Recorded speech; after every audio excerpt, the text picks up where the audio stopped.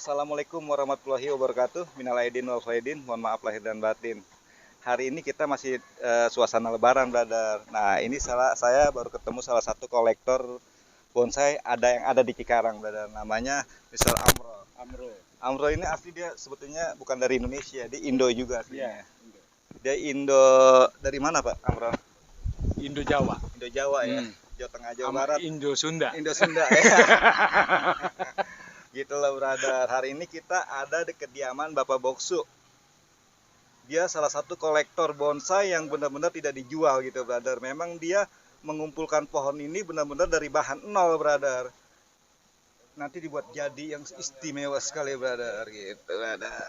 Nah, ini salah satu bos Amrol mau nanya saya, ceritanya ada apa nih? Ngobrol-ngobrol sama Bang Ade.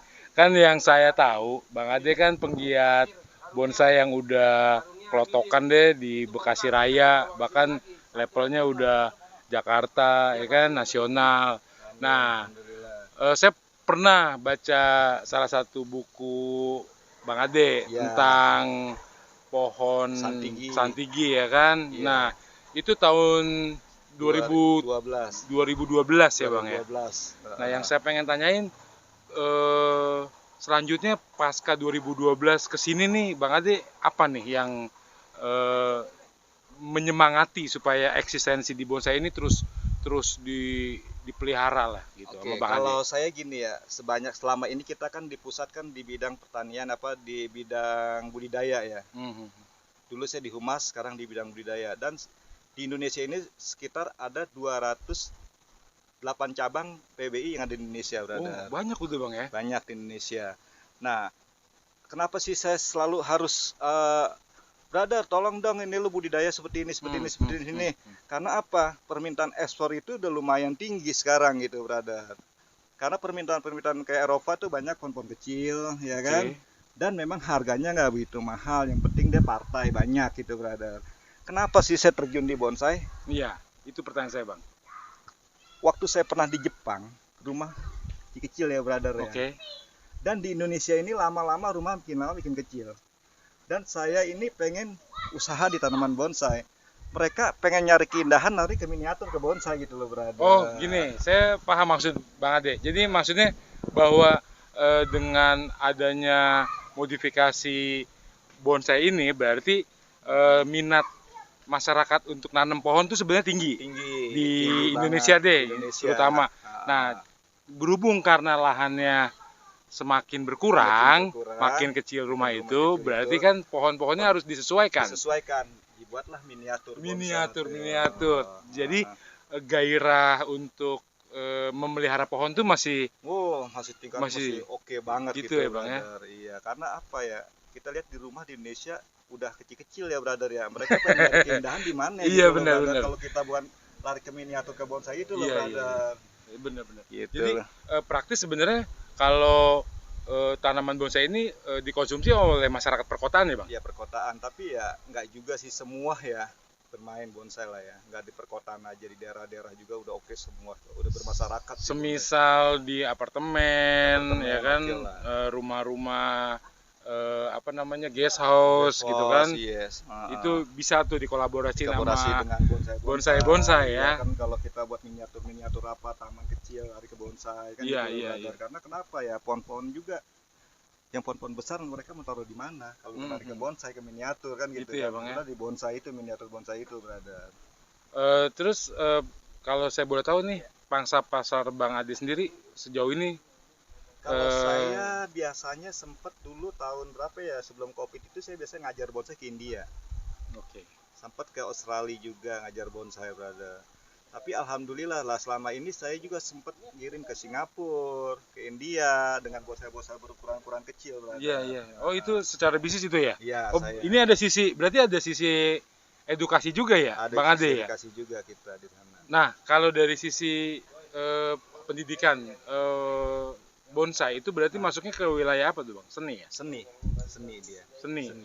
Berarti bisa nih kapan-kapan kita masukin kurikulum ke sekolah-sekolah seni. Oke, nggak jadi masalah. Kan bonsai itu kan adalah miniatur pohon besar dalam bebas. Jadi pohon besar dalam bebas kita miniin cara bagaimana, kan pakai imajinasi kita. Imajinasi, oke. Iya. Dan kita bentuk pakai cara apa? cara-cara untuk wearing kawat, ya kan? Kawat-kawat kita wearing, kita bentuk seperti kayak Bang, miniatur besar dan kayak lebar. ini deh ya. Ini kan harusnya kalau kayak di alam kan pohonnya harusnya besar ya kan. banget lah ya. Tapi dengan modifikasi seni, akhirnya kita bisa nampilin wujud Wujud di alam yang alamnya besar jelas seperti itu. dia.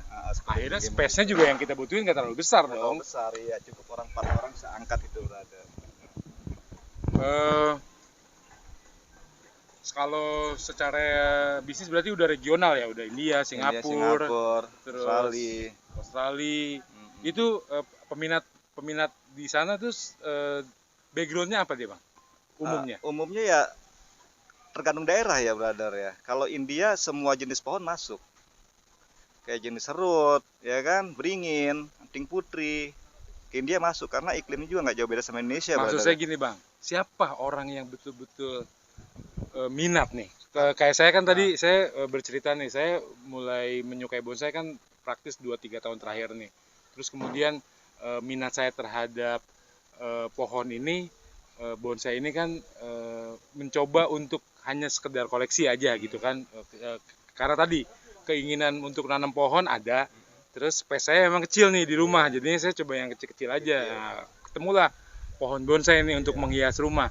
Nah, kalau background di luar negeri, itu masyarakat yang seperti apa dia? Society yang seperti apa? Apa pegawai kantoran atau Rata-rata apa dia tuh? pengusaha ya. Oh, pengusaha. Kalau Ya, di India mayoritas dia ibu-ibu kebanyakan yang bermain bonsai itu. Iya, karena iya. suaminya bekerja di perusahaan-perusahaan, Oke. karena istrinya dia Dianya bermain nyari bonsai, kegiatan. kegiatan di rumah. Dan bonsai itu di dunia ada 24 negara itu semua mencintai bonsai. Kayak pernah aspak kemarin di Vietnam ya. Terakhir aspak di Vietnam, tadinya mau aspak di Indonesia. Rencananya Aspak ini apa bang? Asia Pasifik, bonsai Indonesia. Oh, dunia. ada semacam perkumpulan. Perkumpulan dunia ya kan. Kayak aspak itu kemarin dapat di Vietnam. Untuk aspak kemarin tahun 2010 apa 2005 kita aspak di Bali tempo hari. Berarti backgroundnya rata-rata pengusaha lah ya bang? Pengusaha, Yang mayoritas seneng. pengusaha. Iya. Jadi dia di sisi lain setelah dia kegiatan di rumah, dia menikmati suasana pohon alamiahnya gitu dengan Karena pohon-pohon. dia gini loh, pohonan itu kan mengandung H2 ya. Karena menyurup polusinya ya kan. Seger, udahlah bisa seger. Kita itu semua menanam Betul, pohon itu ibadah ya, brother. Luar biasa nih. Masuk lagi ke segmen religius kayak. Menanam pohon itu ibadah yang tidak terlihat karena mereka membutuhkan oksigen O2 itu kan. Kalau tidak ada oksigen seperti tanaman pohon itu mereka. Bang, berarti bahasanya ini sedekah oksigen. Sedekah oksigen. Biasa. Abang nyampe ke situ ya, Bang? Insya Allah, amin. Dan pohonan ini kan makhluk hidup, lain habitat aja sama kita, brother. Iya. Dia bisa berbicara, kita bisa berbicara, pohonan tidak bisa berbicara. Bang, saya itu jujur, itu yang mulai memotivasi saya pengen dekat berkomunikasi dengan tanaman itu karena ya kita baru mulai nih memperlakukan pohon sebagai makhluk hidup ya. Iya. Ternyata dia bisa berkembang juga, bertambah besar dan sebagainya dia gitu. Butuh makan, butuh minum ya kan? Iya.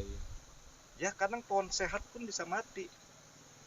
Manusia aja bisa mati, apalagi tanaman kan gitu loh, brother. Bang, interaksi abang sama pohon seperti apa, Bang? Ya kalau saya selalu berbicara dengan tanaman udah biasa, brother.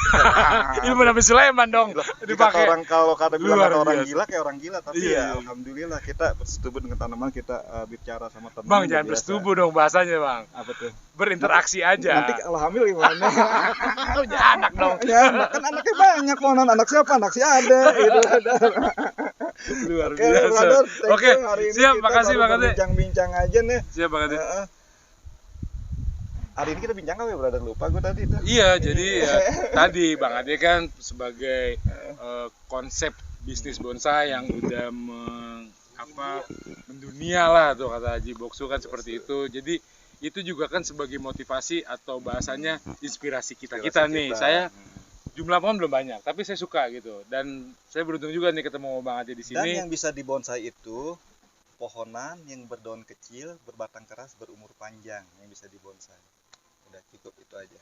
Itu kata kuncinya ya Bang ya. Berarti kalau kita nyari pohon yang berdaun kecil, berbatang keras, berumur panjang itu berarti bisa dibonsai. Iya. Wih, luar biasa. Oke, thank you, brother. Terima kasih banyak, brother. Assalamualaikum warahmatullahi wabarakatuh.